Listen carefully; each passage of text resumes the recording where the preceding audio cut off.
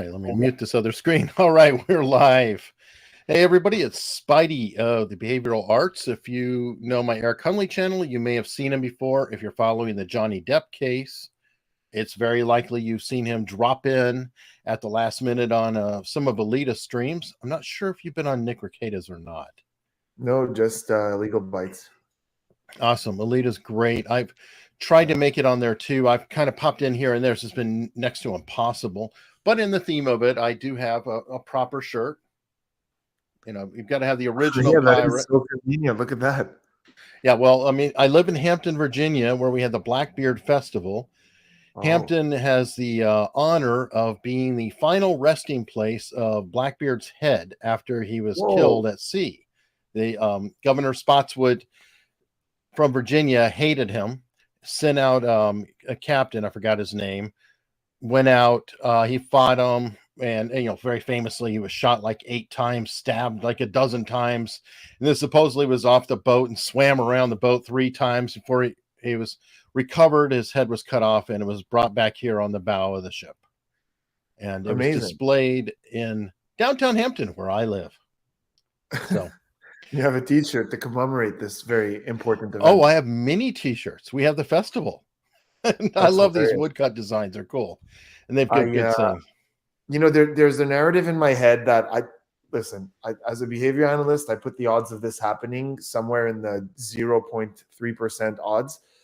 But it would be hilarious if at the end of the trial, if he's acquitted, if he's found not guilty, if Johnny Depp stands up and looks at Amber Heard's legal team and goes, "Gentlemen, you will remember this as a day you almost caught Captain Jack Sparrow," and runs out of the Except he's the plaintiff, dude. It screws you all to hell. He's the plaintiff. He's the plaintiff. That's true. Okay, yeah, that's so true. He can't be found anything. Okay, so I love your narrative, though. Good narrative. My odds just went from 0.03% to 0%. What I meant to say is, if he wins and she's found guilty of defamation, there you go. Then he can wink and say, and now I recover my gold that has been robbed. Captain Jack Sparrow. And then they need to have the Pirates of the Caribbean soundtrack ready in the courtroom as he runs out. Yeah, no kidding. That's just in my head. That's never going to happen. No, and I don't. Well, it's very controversial on the results, and part of why I definitely wanted to have you here is because you've popped in at different times doing a little bit of body language analysis. That's kind of your gig. You do that, and love to see what you thought, and well, essentially what's going on. All right, so let's talk about this case. So I'm going to be covering. I already covered the deposition in terms of body language and behavior and you know, verbal analysis, nonverbal analysis. I'm working on my follow-up video today, and I'm going to be looking at 2 things. I'm going to be looking at Isaac Baruch, who was one of Johnny's witnesses, and then Johnny's own, you know, when he testified on the stand. There's a couple of reasons. I count 4 reasons why this is a challenging thing for someone like me. You know, there's a lot of myths out there about body language and how accurate, how inaccurate it is. And Eric, this is a field that you understand pretty well yourself as well. We're not psychics. We don't have the answers. We can't tell you what's going on in someone's head. We just know, based on what we're seeing at any given moment, based on numerous clues, this is what's likely to be happening emotionally from this person. So lie detection is another thing that a lot of people misunderstand. When we say that something is an indicator of deception, we don't mean that this one thing in this one case means someone's lying. Because I get comments all the time in my videos like, oh, he said face touching is an indicator of deception, but I touch my face when I do this or when I do that or when I... We get it. We know that. Yeah, now my nose itches. We know that the things that we're talking about can indicate other things. But what we mean by indicator of deception is when you see multiple at the same time. It's called a cluster of deception. And that raises the likelihood of it being deceptive. But here's why this is really challenging, this whole case. There's a couple of reasons. First of all, whether it's deceptive or not, it's highly stressful. So when they're thinking back to an event that happened where there was an argument, there was an altercation, bottles were thrown, fingers were cut, cigarettes were put out on people's faces, whether you're being deceptive or not, there's going to be stress indicators, and a lot of deception indicators are stress indicators. So if I'm interrogating someone, a criminal, about a crime that they didn't commit and they're not supposed to know what happened, if I start to see stress in places where it shouldn't be, that's a clue to dig deeper. And by the way, that's all lie detection is, or body language. It doesn't give us an answer, just a direction of where to dig. So in this And case, by the way, on that note, because like I've had the world famous polygraph examiner who died. He went to prison over the polygraph, and he passed away afterward. Doug Williams, I think. Anyway, as he put it, it's a rubber hose, the polygraph. But the more stressful and the more egregious this is, like if I accuse you of a truly heinous crime, your stress level is going to go through the freaking roof right from the jump. And you kind of have to moderate on account of that too. And then number two, 100%. I wanted to say earlier, I like to think of body language as more of an art than a science. 100%. That's why the channel is called the Behavioral Arts. I know. It is artful. Of course it is. We bring experience into it. We bring sometimes into it, although we try not to get intuition involved because it could get tricky when you do that. But we do bring, like, when I say intuition, I don't mean just blind intuition. I mean the intuition of having done this a lot into the experience. And again, at the end of the day, if I'm not in the room with Johnny Depp or Amber Heard and I don't have the opportunity to question them, which is a really big part of interrogation, because the body language tells me where to dig. It's a flashlight in an otherwise dark room. That's all it is. So unless I'm in the same room, I can ask the questions to really get the truth out. All I can do is observe. And there's a lot to observe, but that's the first caveat we have to remember, that whether they're being truthful or not, this is stressful. Second of all, studies show that people who fear that they're not going to be believed show the same indicators as someone who's being deceptive. And there's a very good reason for that. It's because I always say truth tellers tell, liars sell. So in the same way that someone who's being deceptive is really trying to sell you a narrative, if I feel that I'm not being believed, I'm going to make that effort to sell my truthful narrative as much. So that's another big thing here. We have two people who are being accused by someone with reputation. So they're both aware of the fact that they're being tried not only in court, but on social media as well. And there's a lot of people out there that may not believe them. So we're going to see a lot of things that might be misconstrued as deception, but it's just them trying to really sell that narrative. We're seeing a lot of this in Amber's deposition. She hasn't taken the stand yet. I believe we are going to see a lot of this when she takes the stand as well. Johnny is really interesting. And so I guess now we'll get into the meat of it a little bit. I actually have a clip if we wanted to just look at a minute. And this one's good because it's both of them. Great. So, and you and I talked about it on the side. And he's talking about Whitney. This is actually from yesterday's testimony. But I just found this particularly interesting. I would love to get your feel on it because I know you've seen it before and we've talked a little bit about it. But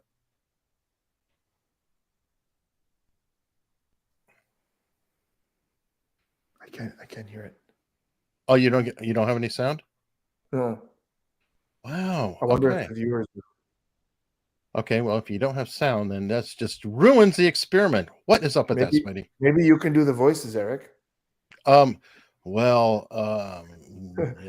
I'm going to. No, sorry. Sorry. What are they talking about? Just tell me what they're talking about.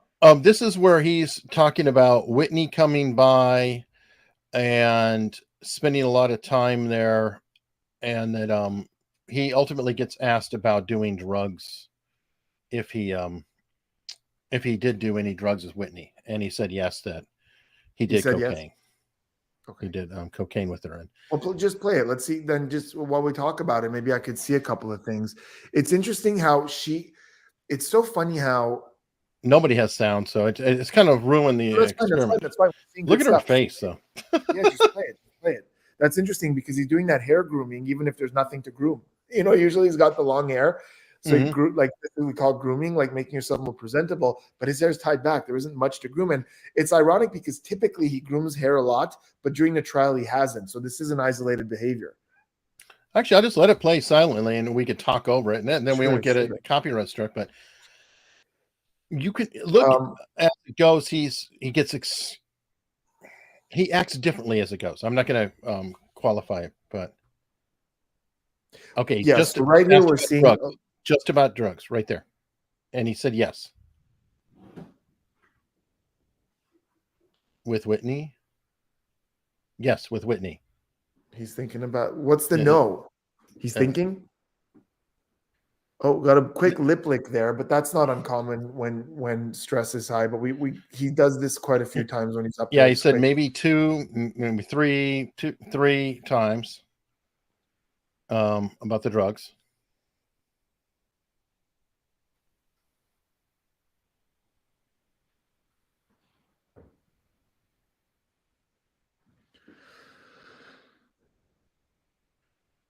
An innocuous question: did she move into the penthouses, and when it was?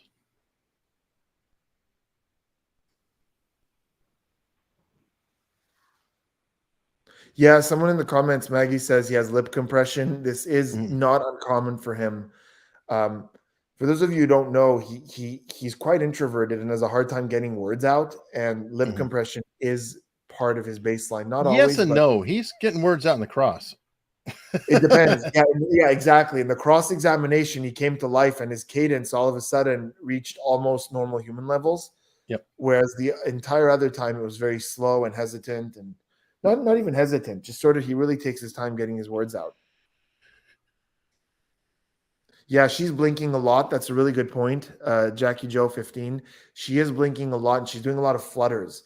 And flutters typically flutters happen when we're having a hard time processing information in our head. It also happens in pre-aggression, like when you're upset and you're about to, like, hey, come again with like when you're, Mm, but it's still part of sure. processing or being stuck on processing. So yeah, she is doing a lot of eye flutters. She has a hard time keeping her eyes in one direction. You'll notice when Isaac Baruch was testifying, she would, anytime she looked at him was for a quick second and she would move across, quick second, move across. Mhm, During Johnny's testimony, she does look at him for extended periods of time. Um, I think she's this is very conclusive of me. It's jumping to conclusions, and I don't love doing sure. that. But I think a part of it is like she's kind of enjoying her work. Like she messed this guy up, and Mhm, I think she's admiring her own work. I know it sounds crazy, but today we did see numerous occasions when he was falling apart. We saw her looking at him, and she had a slight smile that she was yeah. trying to hold back. So why would that happen? Like I would never. Hi, Allison. Hi. I would never, ever, whether it's an ex, whether it's a friend, whether it's someone I have respect for, whether it's anyone, I would have a very hard time looking at someone falling apart, being emotional, being sad, and holding back a smile. It doesn't make a whole lot of sense. So there were numerous occasions where she was staring at him, which is very rare for her. She doesn't typically stare. And on Right. numerous occasions, like I said, when he was falling apart, there's one or two occasions where we actually full on saw her slip a smile. That's no time to smile. Yeah, it can be tough. I hear the producer in the background. Yeah.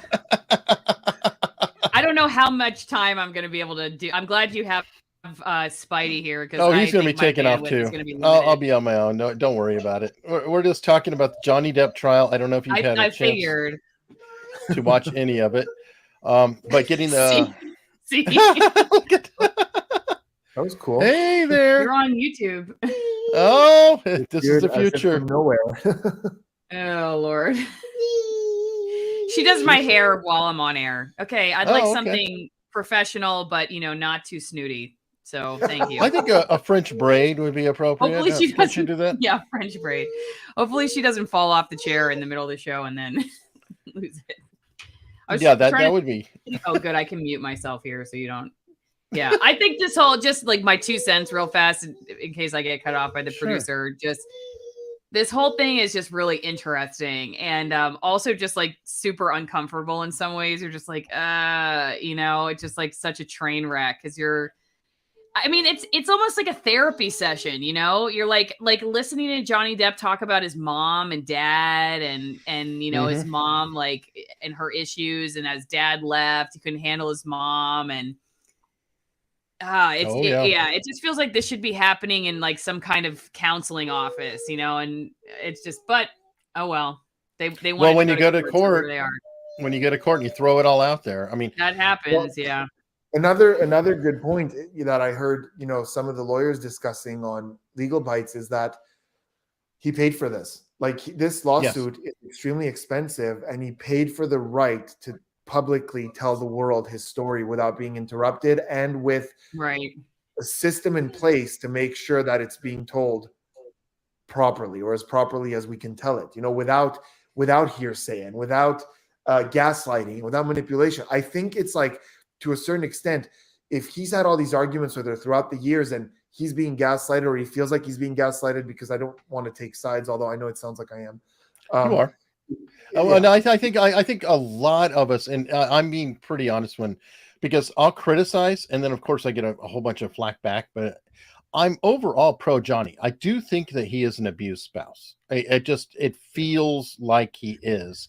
Yeah, however, but here's the thing. It's not 100%. Yeah, sorry, go ahead, Eric.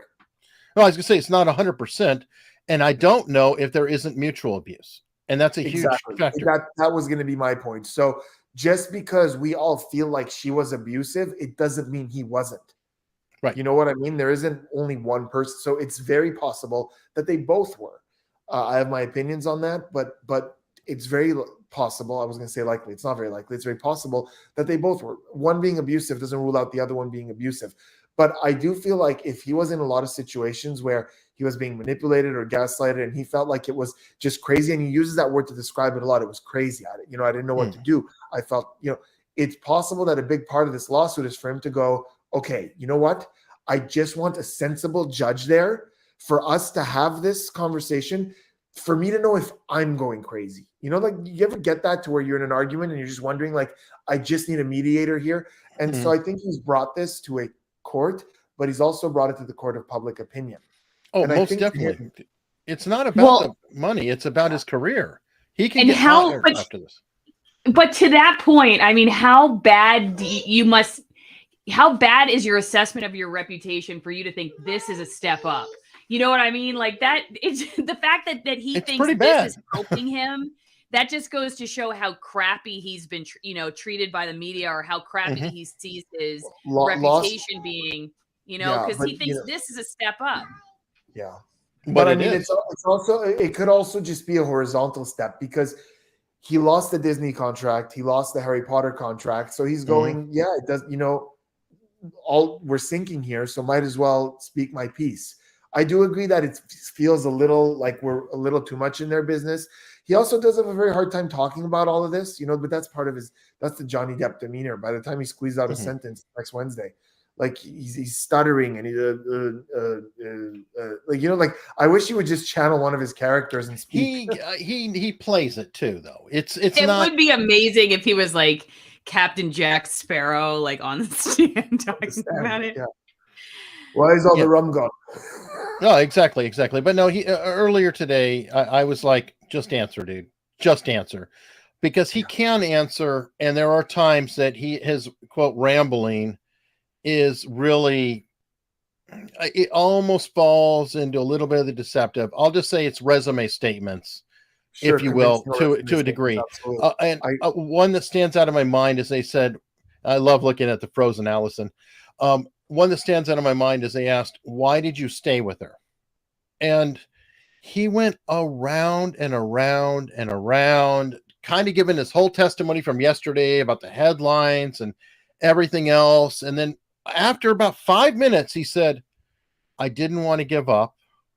My mother was destroyed when my father left. And I was like, there you go. That's a good answer. Start there. Not 5 minutes ago. Start right there. And we're good to go. And it was a perfectly good answer, but with all of the obfuscation ahead of time, all of that noise, literally all the lawyers were saying, what was the question again? I forgot. What was the question? And all the chat. What was the question? Yeah. And I do think that he does use a little bit, and I get it. I understand it. And I'm almost afraid to say that. And here we go. He doesn't ramble. He speaks his own way, choosing his words carefully. Yes, if that is the case, Nada, then that means that he is being more manipulative, and I'm giving him a little bit of benefit here. Yeah, I actually don't think he's always choosing his words that carefully. I do think that slower pace can be because he's scared of something slipping out that will incriminate him because he's aware of the cameras. So I do think that the slow pace is a way to sort of make sure he doesn't say anything, because he knows he says one thing wrong and it's game over. But he absolutely does ramble. I'm sorry. He uses a lot more words. Like you said, Eric, to your point, he uses a lot more words to say fewer things. He dances around subjects before he gets to the point. When he talked about what happened in Australia, come on, you can't say he doesn't ramble. Listen to what he's saying. And on the cross, by the way, right away on the cross, boom, he's right back in there. It's pugilistic, and now he's got a somewhat normal pacing. And he's quick. Exactly. If you compare the cross to what's been happening for 2 days, you can't deny sensibly that he's rambling. When he talked about Australia, he said how I went into the house and there was an upstairs and a downstairs, and I went there was 9 rooms. And I was hiding in all the rooms, but then I went downstairs. I think we're gonna go, you guys. It's just too much. And Lily, well, then that's what you have to say about me. You said bye like 60 times, so we're gonna go. It was good to see you, Spidey. Take care, you guys. Good seeing you. All right, bye. No worries. I need to apologize. So, again, when he talked about Australia specifically, like, there's a way to tell the story. So if you look at the way people tell stories, they give you a quick prologue, they give you the main event, that's where they spend the most focus on, and then you get a bit of an epilogue, which is the afterthought, what happened afterwards as they thought about it. And this is through hours and hours and hundreds of people of research of looking at history. Of course, not everyone does it this way, just in most cases. And he does as well. But when he was talking about Australia, for example, when he was asked about the incident with the bottle, that story in his deposition took him, like a minute to tell? In this, it took about 10, 15 minutes. He talks about the house, how many rooms there were, where he went, up or down. And I'm not saying this is deceptive by any means. Don't misunderstand. It could very well be that it's just he paid for the opportunity to tell this story, and he's trying to get it out there. But there was so much rambling. I went up, when you get into the house, there's up or down. I went down. There was 9 rooms. I was, going from the one room to the other in the bathroom, and I ended up in the bar. I took a bottle of vodka. He describes the bottle of vodka. I poured myself a drink. And then when he describes where his hands were and where she threw it in the deposition, it was quick. It goes, she threw one bottle, and then he threw the other one and hit my hand. In this today, he was like, it took him a solid 5-6 minutes to just describe the position of his hand on the bar. So he's really, and there's a number of reasons this could be happening. I think the most likely reason is, again, he paid for the right to tell his story, and he wants to make sure every detail is laid out. And I don't blame him for that. Yeah, and he's also under the eye. I mean, it's not like a deposition where you're in a private room with just the lawyers and your other people. And obviously all the eyes in the entire universe are on him at this time. Yeah, exactly. But so there's go ahead. Yeah. No, I was going to say 2 things can be true at once. Like I said before, and I'm sure people are not. I actually do think he was an abused husband. I do. I think that she has a lot to answer for. She has a lot. I'm looking very forward to seeing how she addresses some of the allegations against her, because they aren't pretty. It is, truthfully, not good. But I don't feel like it's like, oh, every word that comes out of his mouth is pure honey. Every statement, everything is this wonderful, warm nuance. I love him. I'm so thankful. And it's like, can we kind of go somewhere in the middle, or just back it off a little and just look at this as a case? And again, I feel bad about that. I know a lot of people are upset, and I think people already ducking out or whatever, but it's like, just because I'm saying this is not necessarily helpful or good, sometimes I'm at his side. I want him to do well. Yeah, of course. Yeah. Ultimately, the goal of any trial, and I think especially this one, is the truth needs to come out. And if it takes that long to tell the story, that's fine. Body language wise, there wasn't he was on that stand a long time today. And there were a few moments where there were interesting things in terms of anger, but it was where you would expect it to be, and stress where you would expect it to be. Are there moments of deception? I personally didn't see any big clusters that would allow me to think. Hesitation, if that, and Well, maybe but that's part of his embarrassment even. baseline, isn't it? Yeah, yeah. So So some of the deception, quote unquote, could be embarrassment. Like, I really don't want to say I was absolutely. doing cocaine with the sister. Yeah, Yeah. yeah. And I get that. Here's the thing. There's a lot of body language guys out there who jump on every little thing like, oh, that's deceptive because one little thing. We have to Sure. go back to our training. We need to see those clusters. Yes, it's interesting. You see a couple, you see the blink rate go up randomly. It's interesting, but it's not enough. And generally speaking, the vibe I'm getting from him is, and there's even a couple of indications that we're getting very truthful stuff. One of the things that stood out to me today enormously, is he told the whole story of Australia in great detail. Then they showed him a picture of him in the hospital, and the lawyer asked, what are we looking at here? And there was a cigarette burn on his face. And he goes, oh, you know what? I totally forgot about that. She burnt me with a cigarette during that altercation. She grabbed a cigarette and burnt me in the face. How do you forget that? And I'm not making the point you might think I'm making. I'm not saying it's deceptive. I think that this man suffered so much psychological and physical abuse that Right. It was just one. Oh, that's right. That happened then versus there. He forgot being burnt in the face with a cigarette. And by the way, that was more compelling to me than the finger. Of course it is, especially because now, unless this was this brilliantly orchestrated thing with him and his lawyers, like, we're going to ask you, don't talk about the cigarette, but then when you show the picture, be like, oh yeah, the cigarette. Surprise. I don't think that's happening. No. I don't know if it's happening. I think that he legitimately, because there's so much going on in his head, in that moment he goes, oh yeah, the cigarette. People who embellish or take small things and make them bigger tend to really overemphasize every little thing that happened. Or it could be NLP, dude. Ironically, don't forget the cigarette. You know how you latch on the negative with NLP? I know, I'm just saying, it's like, have you ever had one of those where you're like, whatever you do, don't do blah, blah, blah. And that's the one thing you forget to do. You're like, oh, geez. Could be. I came here to the store to get fill in the blank. And that's the only thing I didn't buy. Yeah, there are bits of this that would indicate to me that his lawyers didn't really coach him too much on what to say. And that ended up working in his favor. There's a couple of moments that gave me that sort of impression. One of them, and this is one of the things that I think paints him under the most innocent light for me personally, as somebody who studies this kind of thing, as somebody who studied hours and hours of criminal interrogation, when he was talking about Disney and their perception of him and why he lost the contract, he said he referred to himself from their perspective as a wife beater. He said, I don't remember what he said. I have to do my deep dive and go find the sentence, and I will cover this in more detail once I find it. I only watched it once, but he said, like, I didn't want them thinking that, I was a wife beater or something like that. I don't know what the context was, but it was about Disney. No, they thought I was a wife beater, or I was called a wife beater. But yeah, he was facing it head on, and you're talking about the distancing, of course. Psychological distance. I did not kill my fill in the blank. I did not murder, instead of I didn't touch them.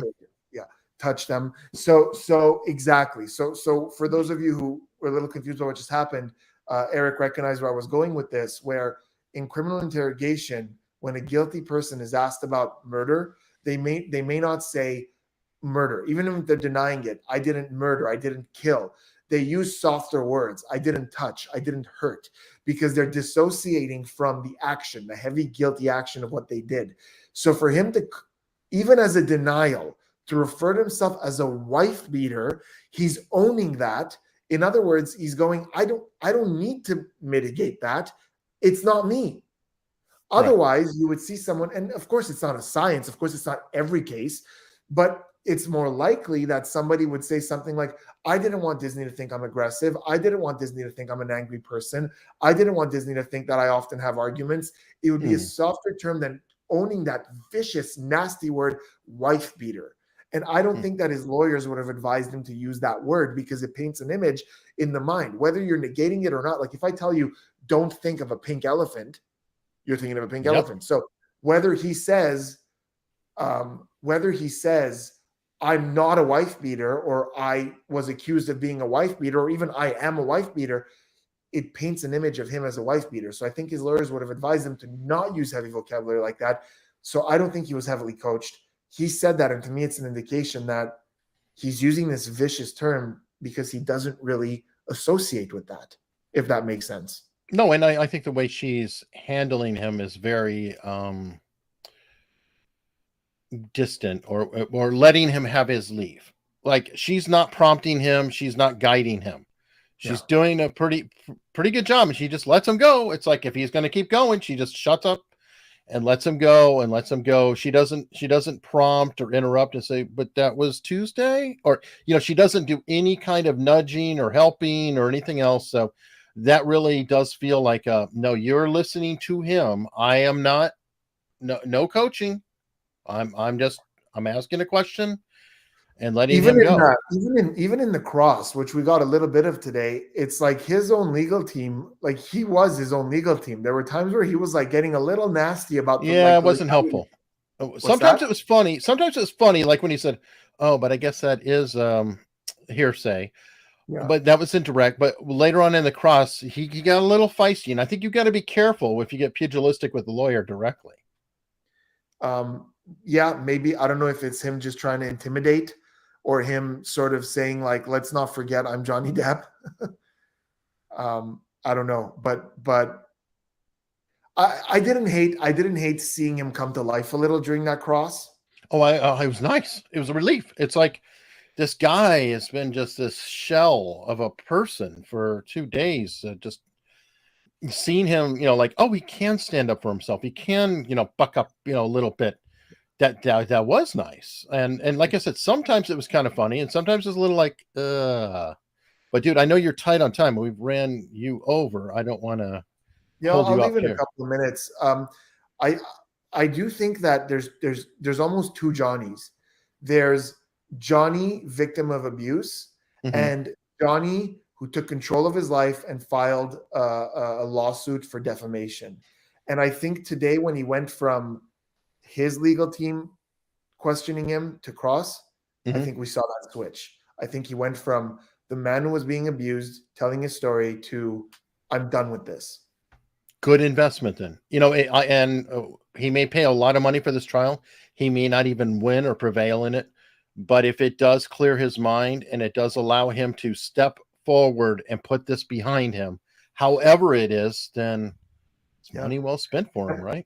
Absolutely. And I think that's his priority, because there was a point where they asked him about the movies he was working on in a certain period in order to figure out, how much this affected his work. He's lost. He's like, wait, what was I doing? He's like, I don't know. I don't watch my movies. I can't remember. And it's like, dude, they're trying to help you, but he doesn't care. He's not. It's partly that, but I'm going to push back a little on one thing, because remember, he's an addict.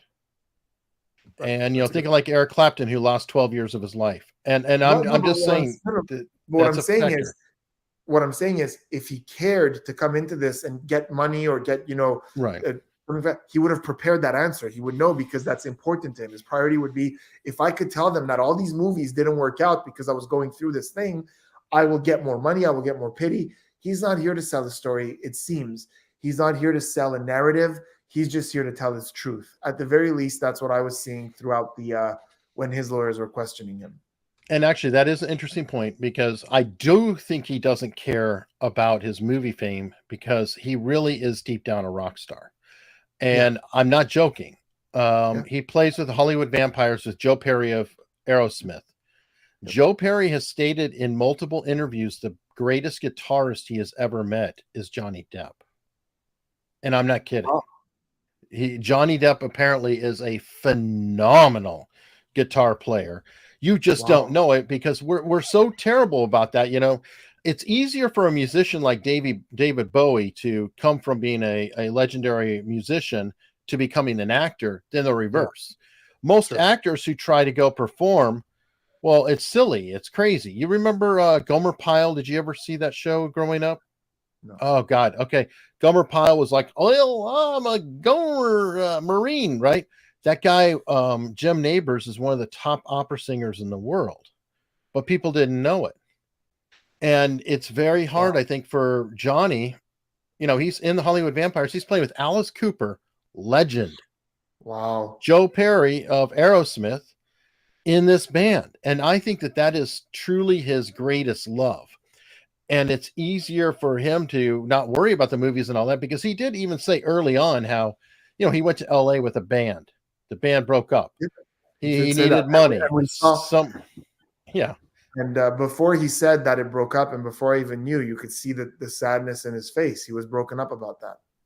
Yeah. And I really think it's like, if he just was comfortable with the rest of his life and just could go tour with his band, I think he'd probably be a happy dude. It's like the Hollywood stuff just pays the bills and gets the groceries and makes him lots of money. It's so funny to think that. Like, the guy's one of the biggest actors in the world with some legendary roles. Like, actors would kill for his career path. And to him, he's just a failed musician. Yeah, or lesser known, but yeah, it is. But isn't that the case a lot of times with a lot of us? I mean, it's not even, I think acting, it could be like, well, somebody might be really good at computer programming, but they don't really want to be that. They want to be an architect, but you know what? Sure. They got a job and they've got benefits and they got to take care of their family. Yeah. So I think a lot of us can relate to that. Sense. It makes sense that he would want to pursue music more than acting, because the guy, he is introverted. Like, he doesn't love the limelight. You look at his social media, he doesn't have that crazy amount of attention on himself. So I believe it. Anyways, I guess we'll see where this all goes. I'm curious for her to take the stand. I think we're going to start seeing a lot of stuff there. At the very least, I think we'll see some embellishment. The problem with embellishment is it's not enough to figure out that it's embellishment. You got to figure out what the truth is, right? If we see lies of commission or omission, we go, I feel that's a lie, and you try to get to the truth. Mm-hmm. Embellishment is truth. It's just built on the truth. So I think we're going to see a lot of embellishment coming from her, and we have to figure out what the core is. Yeah, now I can't wait to see the rest of the cross, because I feel like I'm seeing more of Johnny. Now, I did see him in the direct, but it's like that could have been condensed down to half the time, and I got the point. I want to see the cross, because I want to see him under pressure, with somebody definitely against him. I just really want to watch. How are you holding up? How are you reacting? Are you toying with them? Are you actually reacting? And you could tell that there's something, they definitely, they're going to go at it. And that potentially has some very interesting sparks. So I can't wait to see what you have to say about that one. Yeah, man, I'm excited to see it. And I'll come back on the show and we'll talk about it once I see some more detailed, interesting stuff. Awesome. Now, everybody check out Spidey. He is at the Behavioral Arts on YouTube. And thanks, everyone. Thanks for having me. You can't miss him. Thank you, man. I'll see you. Bye, guys. Have fun with Eric. Later. All right. Okay, so on to the rest of the show. I did promise there was more than one subject. I have to have something light. I usually start with something light, but I wanted to go right into body language. Had a chance to get with Spidey. Don't always get to, have the big people come on. So I don't know if you guys know the illustrious MSNBC, correspondent. What is his name? Malcolm Nance, who's very, very confident with himself, has decided that Ukraine doesn't have enough real warriors. So they need an MSNBC correspondent to join them. And he has, apparently. So here is our great soldier, MSNBC soldier, Malcolm Nance. What could go wrong? Well, let's take a look at Malcolm Nance. Okay, first off, I was in the Army. Okay, I was not an infantry. I was, in support type of stuff. But I did learn, at the range, and I had to deal with M16s and rifles and whatnot. So let's look at our guy here. How is he doing? Warrior Nance. Let's see. He's holding his rifle. Safety is off. Hammer is down, and it's a closed bolt. Okay, so safety is off. Hammer's down. Brilliant. Magazine not fully seated, so if he was actually going to shoot, it was going to be a problem. And then he's got an empty chest rig. That's probably the safest action that took place, is do not give this knucklehead ammo, because this guy has some problems. Now, one thing they didn't point out is in the first shot here, Notice that his weapon is pointing down. Genius, you hold your weapon up. If you're ever carrying it around, you hold it up. Are you trying to shoot people in the shins or feet? Probably.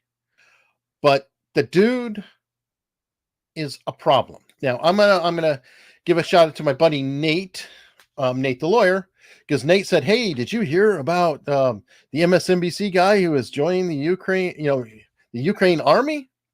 And I told him, and this is how I really deeply feel. If you are in an actual unit, you do not recruit from the outside. Ever. Because you haven't trained them. If you pull somebody in and you say, "Oh, you're going to fight with us? Here, have a rifle," you're looking to get your own ass shot because you're stupid to let them have a rifle. Do you know if they even know what they're doing? They have a thing called basic training. They have AIT. They have all this structure. These people need to be trained to use the weapons, to work with others. There's all kinds of protocol and everything else going on. Duh, people. Duh. So, I mean, I'm thinking that they probably gave him a rifle and no ammunition and say, "Here, carry this around." Okay, yeah, you're looking good. Yeah, take some pictures. Okay, you're going to be part of our, public affairs team. Look at you. It is. Yeah, I agree with everybody. It is a joke. It is ridiculous. And if you have spent any time whatsoever in the military, good luck. I mean, that is just completely insane.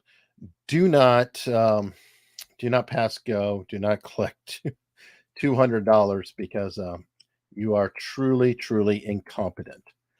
Now, we're going to move on to somebody who I am going to say is probably quite competent, very controversial, and that's our buddy Elon Musk.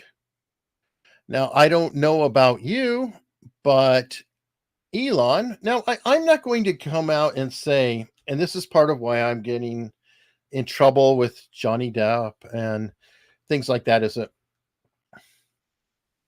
I like what Elon's doing. I think it's awesome. I want Elon to buy Twitter. But I'm not going to stand here and say that Elon is a deity. He is not the next coming of Steve Jobs, who, by the way, was a prick himself. I admired Steve Jobs. I love his equipment. I use it. I like a lot of Apple things. I love the innovation. He was a prick. That's the truth. Elon Musk, very talented, brilliant guy.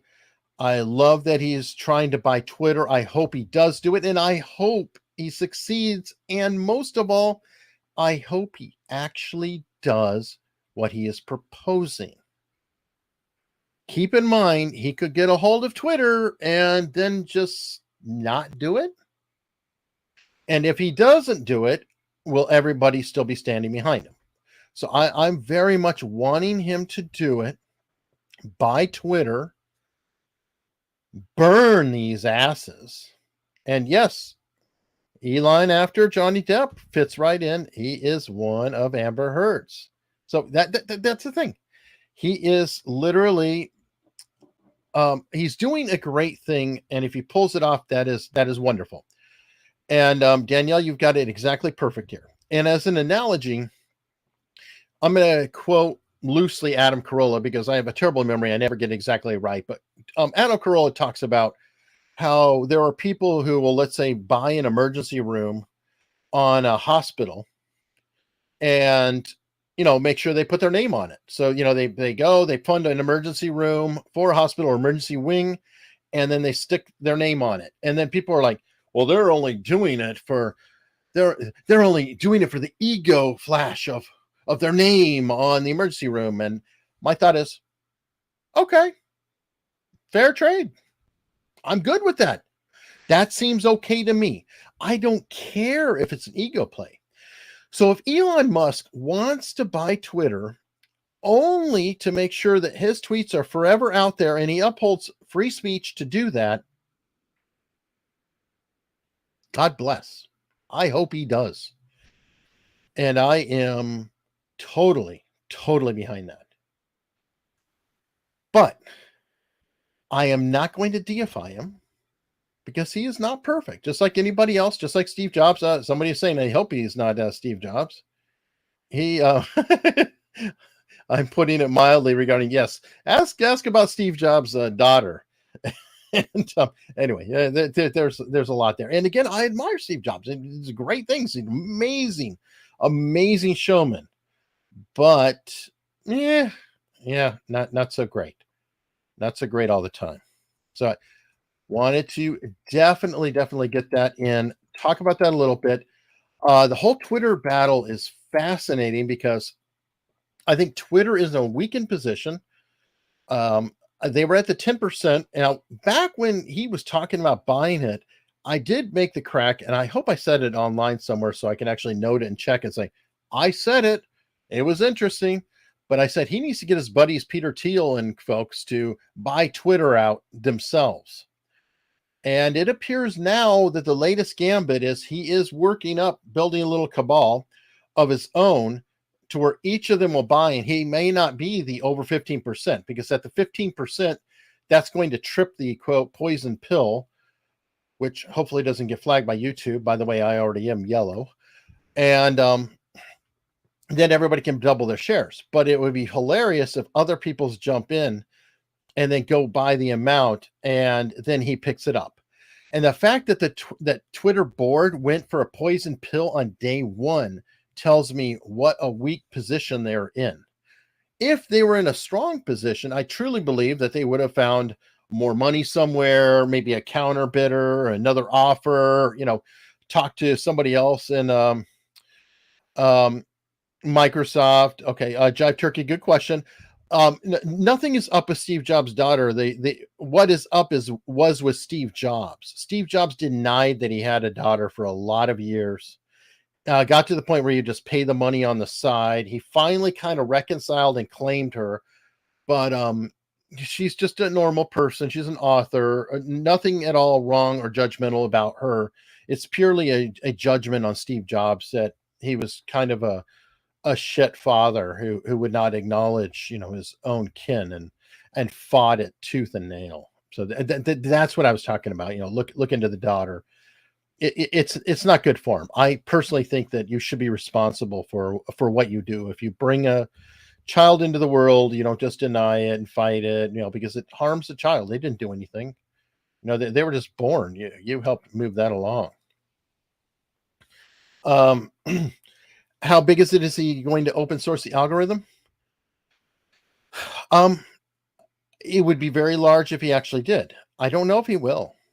Again, and I don't even know that he needs to open source it. He just is talking about visibility.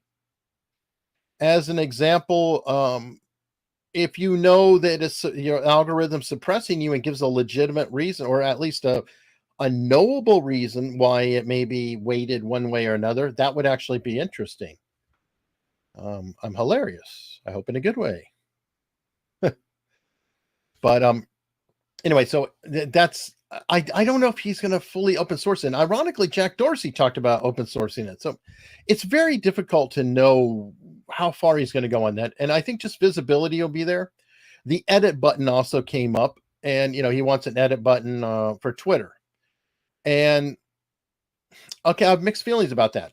My initial thought is, oh, that's nice, but I kind of lean against it because right now Twitter is very useful when you have some ass who, writes a tweet. And that includes me. I wrote a tweet the other day that I thought was a joke that people would catch on as a joke. Essentially, somebody made a joke, and then I tried to pile on the joke to, enhance it or whatever. I wound up looking like I was suckered by the initial joke, but I feel like if I say something that doesn't land or is dumb, I'll just leave it out there. I did it. I own it. And one thing about being able to not being able to edit is either you have one of two options. You either leave it out there or you delete it. And why this is helpful is, let's say I write a tweet about something and it's kind of an asinine message, and then a bunch of people quote tweet it or comment on it, and then I go edit it to make it a much more nuanced message. And then I say, look at all these maniacs who are answering. They're just crazy. Not that anybody would ever do that. But they could. So my thought is, the way it is now, it kind of forces your hand. If you delete it and there's a bunch of replies, well, you delete it and you're standing by it, or you have to reply to it and color it. So that is more of a problem. And so many, P.T. Barnum and Bernie Madoff. Whoo, I could see that. Definitely P.T. Barnum. I mean, I'm not saying that that's necessarily bad per se.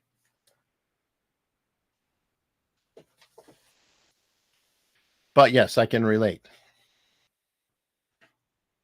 Let me tilt the books because I always love it when a book behind me crashes into everything and scares the bejesus out of me. Anyway, so that's my thoughts about the editing function.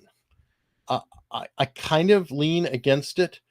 Now you say, no, it can be a short term. So within 10 seconds, but you know what? How long does it take to delete it? Or, I mean, honestly, I screw up tweets all the time and I'm lazy. So I just copy the tweet, delete it, then paste it in a new, edit it, and then redo. So I'm kind of like, let's go, because it's supposed to be very stream of thought, consciousness. It's, your thought at the time. It's sort of like, I'm drinking. Am I going to say something truthful because I drank or something else? Could be interesting. Somebody saying Howard Hughes. Yeah, I could see Howard Hughes. Sure. Let me see. I had one more story that I promised. And I'm really glad I ran long with Spidey, because I just think that is really, really, really awesome information. But I don't know if any of you are familiar. I actually do a lot of coverage on America's Untold Stories of Rust and Alec Baldwin and that whole tragedy, like way too much times. That is it's been a thing. And Rolf Peterson knows. I've seen you, Rolf, on America's Untold Stories. So let me see. Oh, what's it say? After 5 pistol shots and 20 wounds, Blackbeard finally died. And they say cockroaches are hard to kill.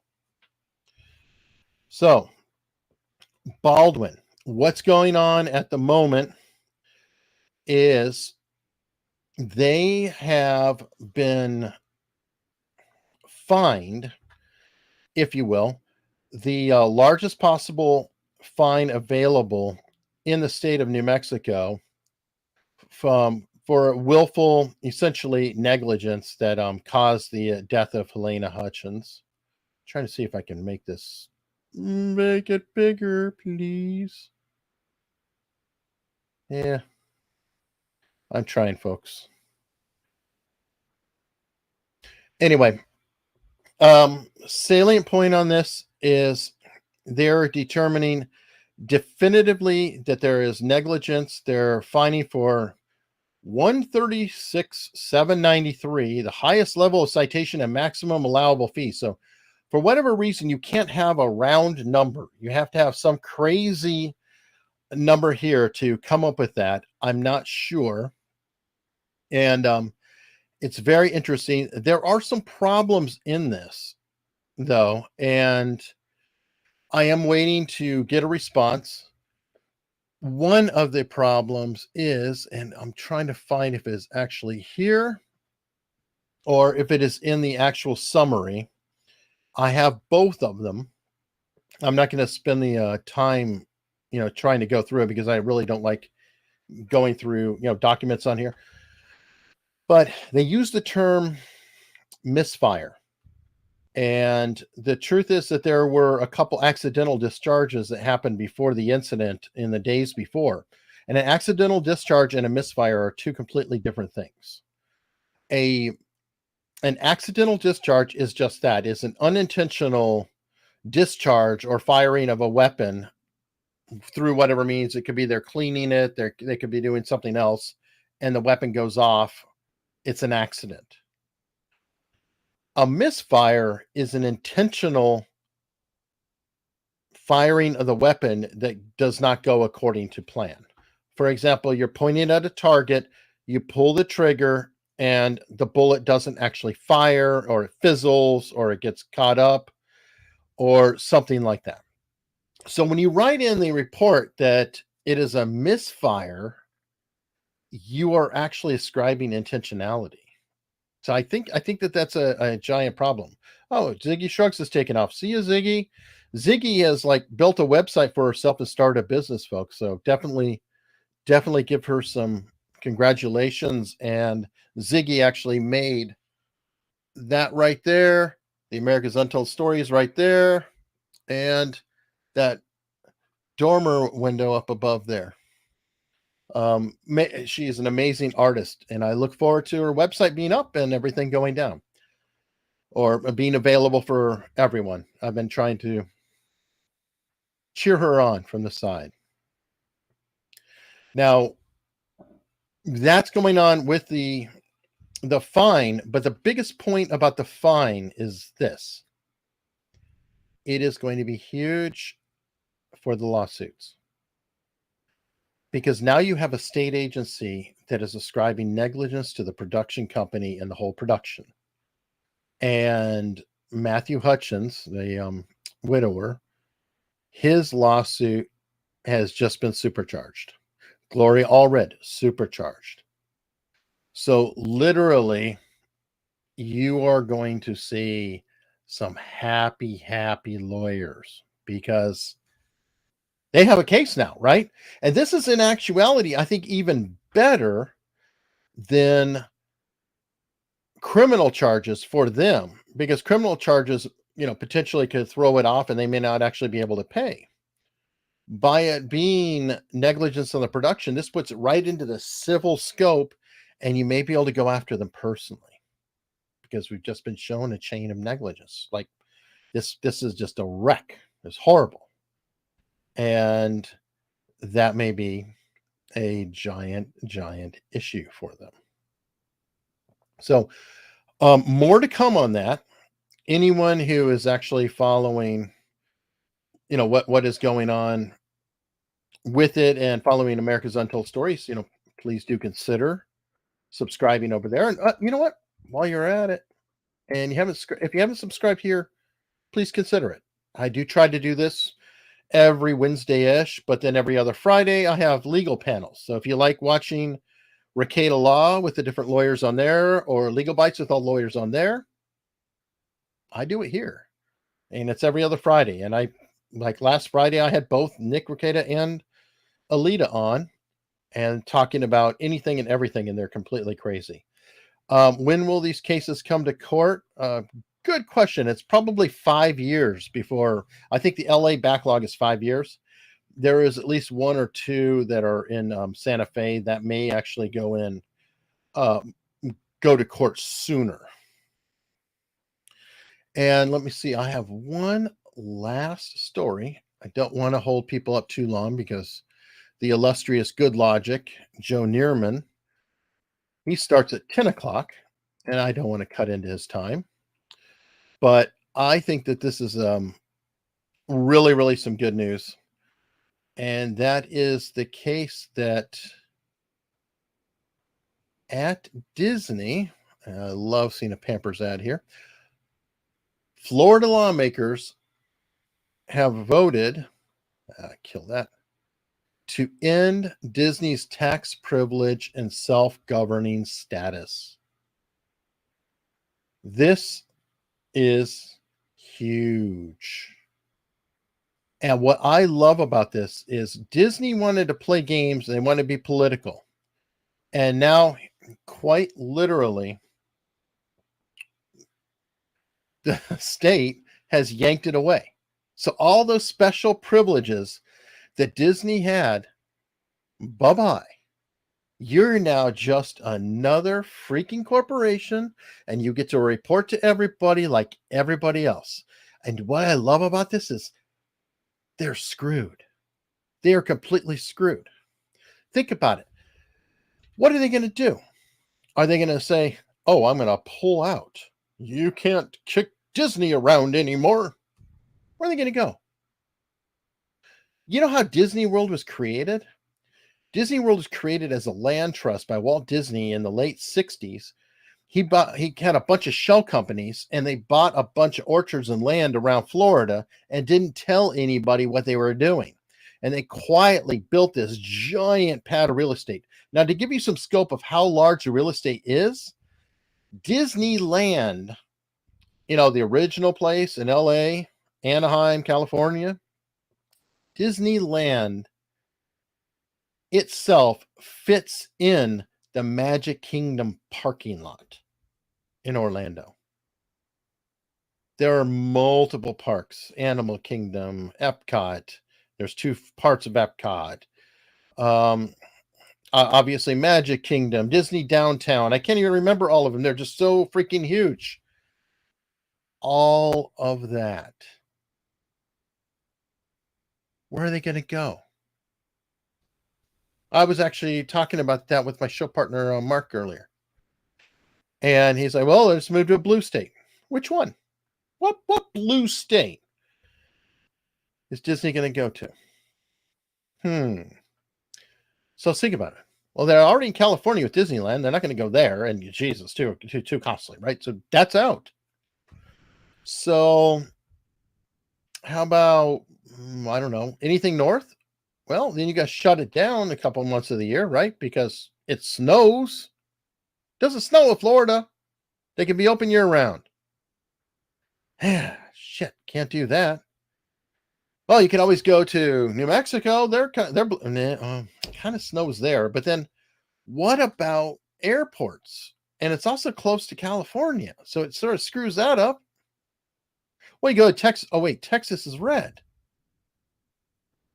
Isn't it beautiful? They are literally trapped, and they have to sit there and suffer with it. And actually, when I was in the military, we had our own version of the Mickey Mouse song, and it went a little like this: FUCKEDAGAIN. I won't complete it for you, but they are not in good shape, and I love it because they're trying to muscle their way into everybody else's bit. And now they got movement. They wanted to make political actions happen. Congratulations. They did their part. Something happened. Now they lost all their special privileges. They can't have their own. Essentially, they're like a company town. Not anymore. Not anymore. Think of how much damage these knuckleheads have done to their reputation. It's horrible. But good. There's a certain point where I get so tired of these people and everything that they're doing that, I shouldn't take joy in misery. That's Schadenfreude. Leave it to the Germans to have the word that describes taking joy out of misery of others. That's something we don't have in any other languages. Thank you, Germany, for giving us that one. But I have to admit it is appropriate, and I actually kind of do feel it. So on that note, I'm sure that Shanghai Disney Resort is still open, and Disney is very, very concerned about China and whatever China wants, including rewriting their own movies. So they are delighted to be in there. Now, on that note, folks, running past 10 o'clock, if you don't mind, like this. Again, subscribe. If you like the content, please do subscribe. It helps a lot. This is a new channel, and I really, really am trying to grow it and slowly build it up. Right now, it's going to be news. It's going to be legal panels. And that's it. Maybe, some other cultural type of panels, things like that. But everything on this channel is current. So I'm talking about the news right now, whatever's going on. In our legal panels, we're talking about the cases and etc. right now, everything current. And I hope to see you guys again and that you join me. And until next time, thank you so much.